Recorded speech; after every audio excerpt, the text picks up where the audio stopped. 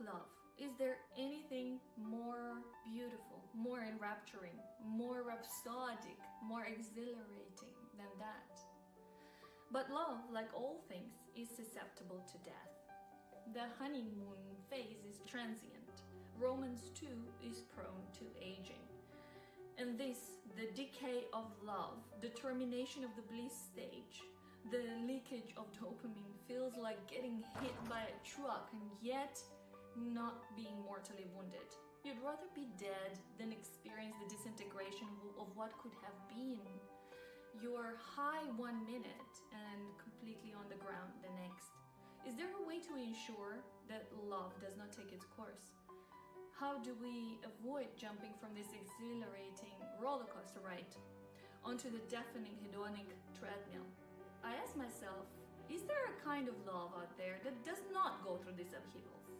The only form of love that is truly eternal, that is unconditional, that transcends space and time is the love of a mother to a child. So what is it that makes motherly love stand the test of time? And can we, the hopeless romantics out there, learn from it to modulate our feelings, to postpone the execution of the sentence of death of romance? Ernest Becker writes in The Denial of Death that to be in love is to elevate our love partner to the position of God. The question that I ask myself is this: why do we do that? Perhaps in knowing the answer to that question, we can find the cues, we can uncover the clues to our quest of love's immortality. What is the driving force behind that act, the act of projecting godhood onto another person? What is it that we want as we do that? Becker says that we want redemption. We want to be stripped of our faults, of our imperfections, of our feelings of nothingness, of our sense of worthlessness. So there's nothing more reassuring than a lover's full focus solely on us, than the power of their full attention to us. Their affection channeled full force on us renders us under the illusion that we're finally worthy of love. We must be worthy, right? Since we have gotten the attention of God Himself. But no man, no human can bear the burden of godhood. Eventually, we all fall off the pedestal.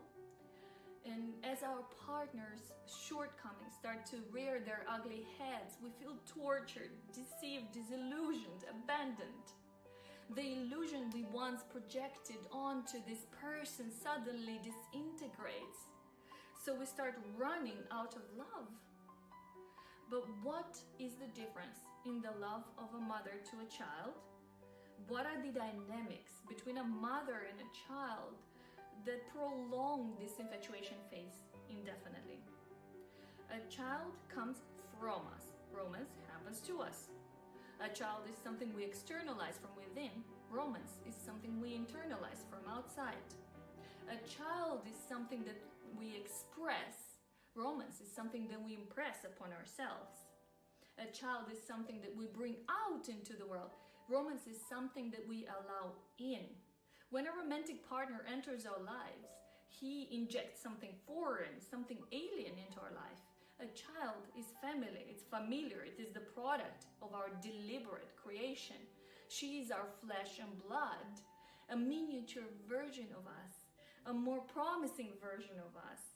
A child is the version of us which has not yet been stripped of hope, still wrapped up in the potentiality of what can be, still sprinkled by the promise of what we have not been able to achieve ourselves. A version of us which still has her whole life ahead of her, a life where she can still redeem us, strip us of our own faults, of our imperfections, of our feelings of worthlessness. A child gives our lives meaning. It renders us worthy. Just through the mere experience of creation, of giving birth, we can experience our own godhood. I create, therefore I am worthy. And so we can't help but marvel at this miracle eternally for as long as it shall exist. Love, whether that's romantic or parental love, is at the core an expression of our search for a perfected, better version of ourselves. At the end of the day, what we are all really after is our own self-acceptance. Are we looking for it in all the wrong places? What if we made that our starting point? What if we became just as invested in elevating ourselves to the status of God as we are in finding the one? What if we found our inner sense of self-worth instead of borrowing it temporarily from others? And how do you do that?